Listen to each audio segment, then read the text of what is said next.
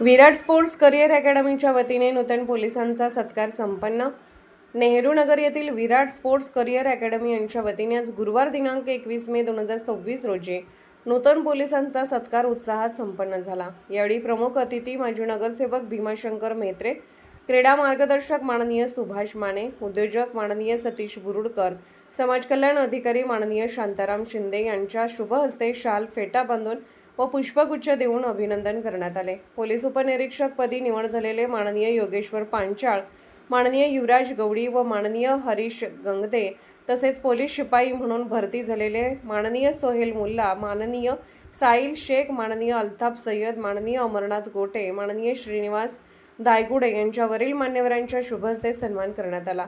यावेळी प्रमुख अतिथी माननीय भीमाशंकर म्हेत्रे यांनी उपस्थितांना मार्गदर्शन केले। तसेच क्रीडा मार्गदर्शक माननीय सुभाष माने यांनी अकॅडमीच्या कार्याचे कौतुक केले।